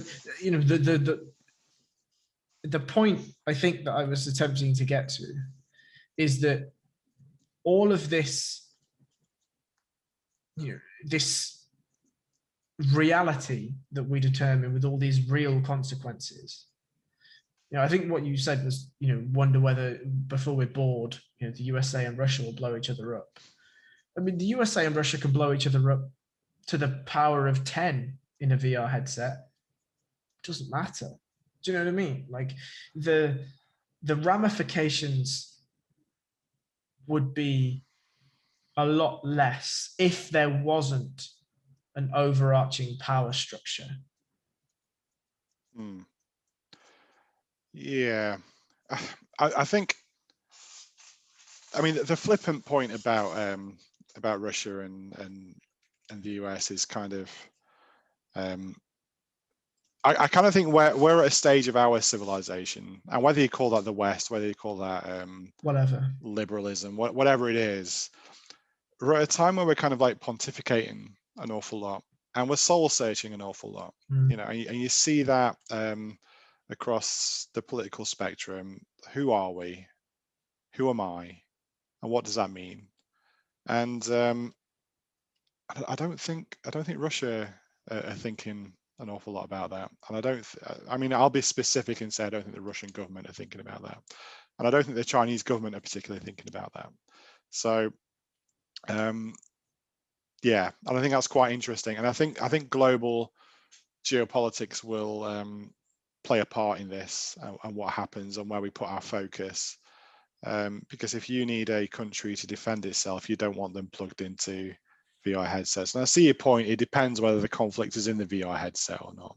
So that was your point. Your point. We were talking about drones and manned systems versus non-manned systems. Sure. yeah, I mean, I think that, I mean, predominantly what I will say is if the amount of manned drone flights there are, the data, the only thing stopping us from having AI decisions being made to determine who dies and who lives is interpretation of data. That's it.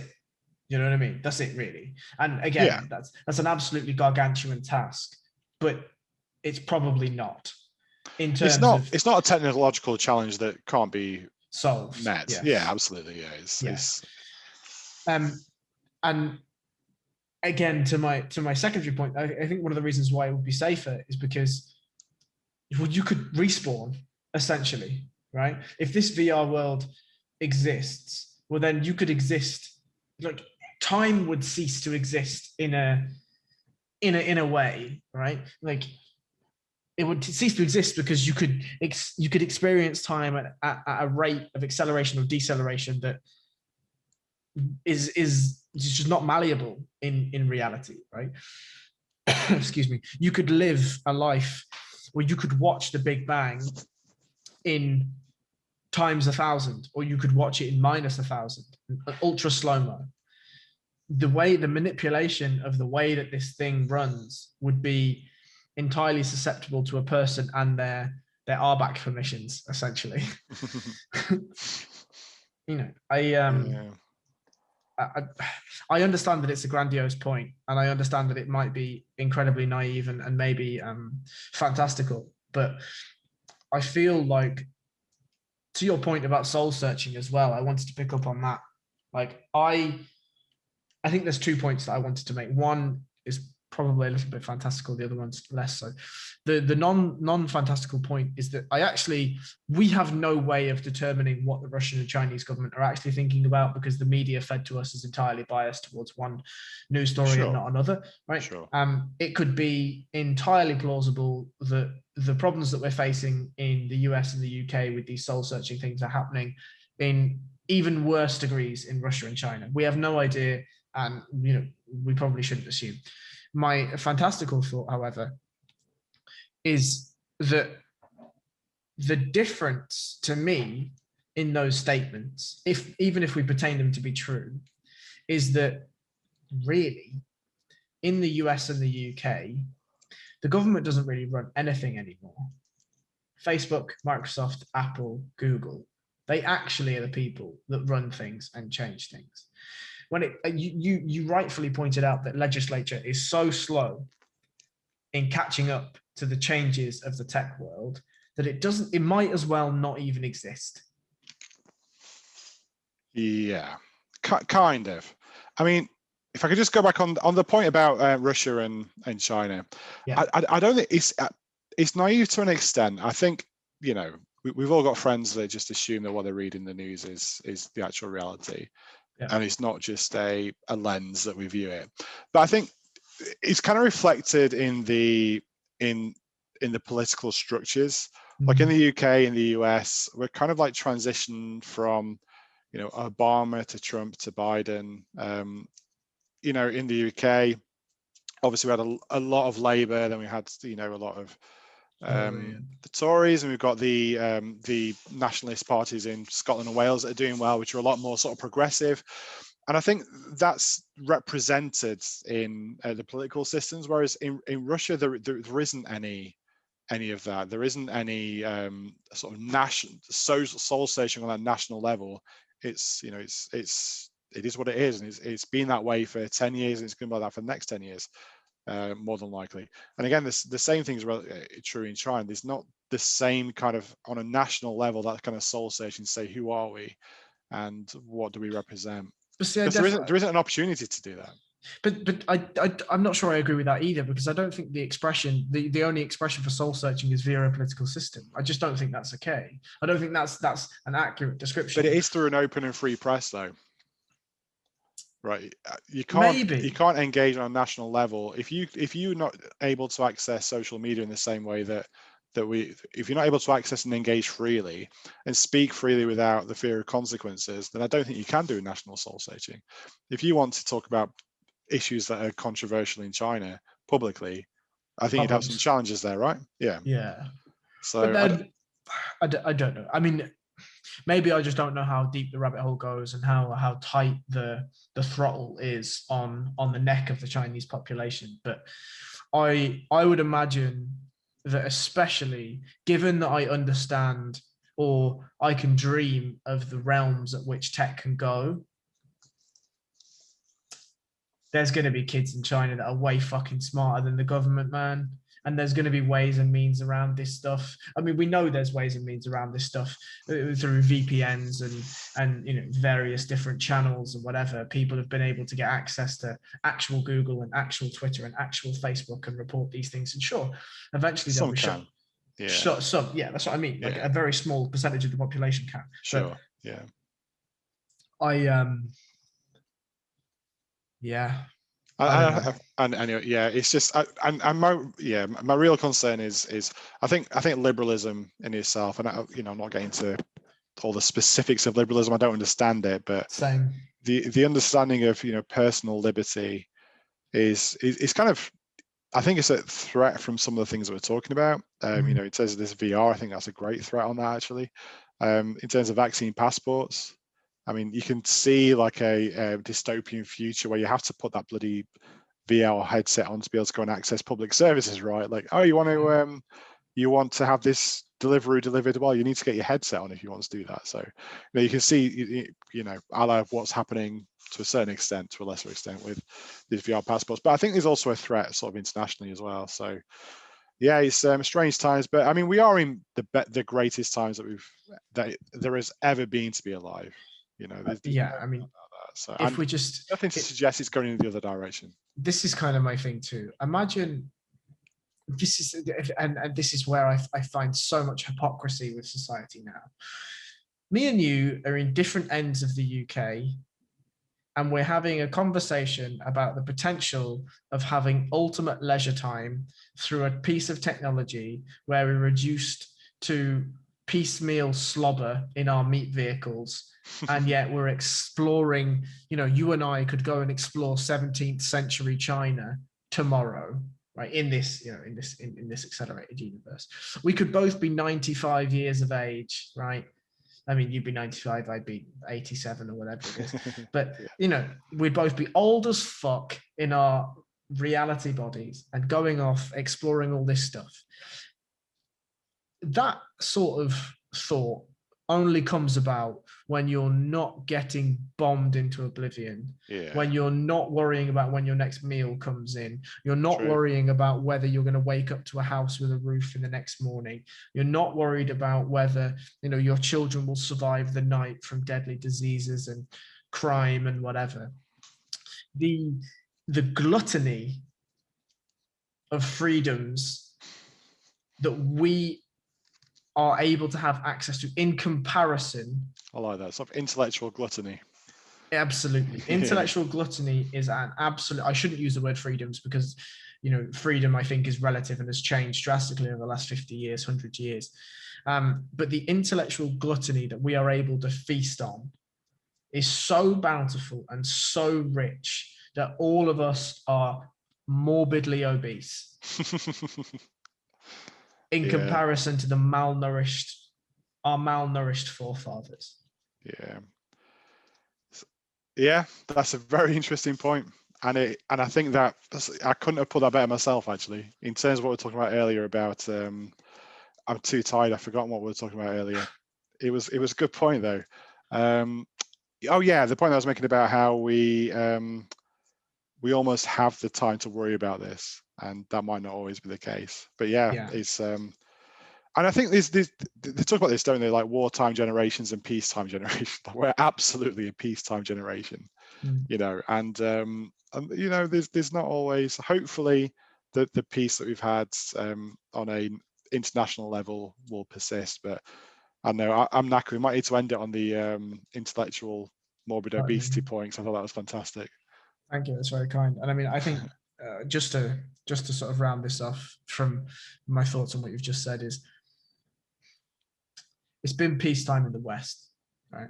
We must not forget the war that we as the UK and the US have waged on countries in the Middle East. Yeah, good and shout. that it's not been peacetime for those countries. You know, the generation is split with a very big stick down a very big line of sand, and you know, the peacetime for us has been absolutely bountifully gluttonous, as we've already said.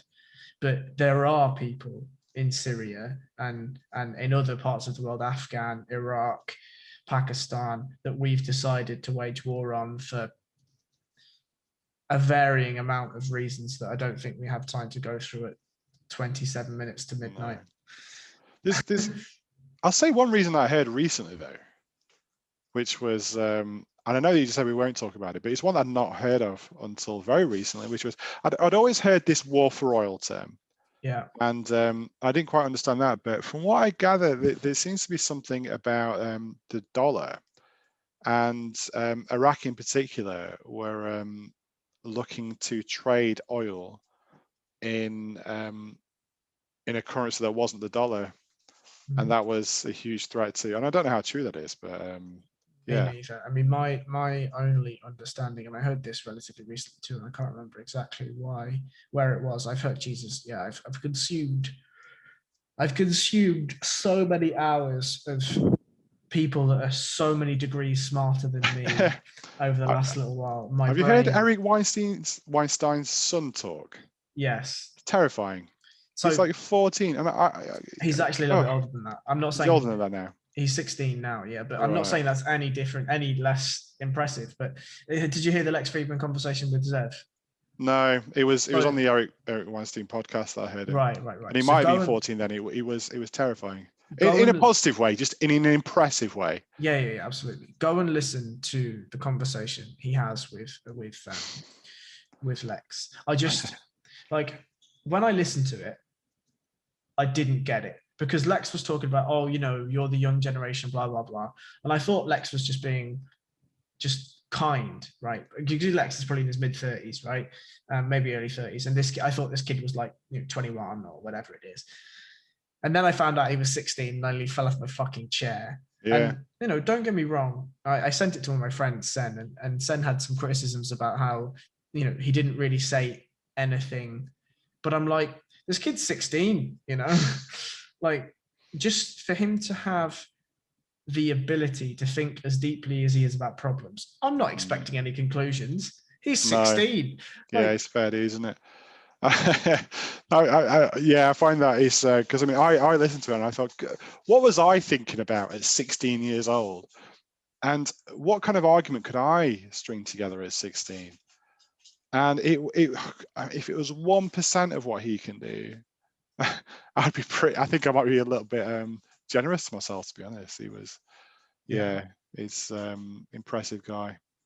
Anyway, I do respect that we've been going for 2 hours now, and I'm going to call a halt to this one. As always, this is just one of my favorite people to talk to. Oh, because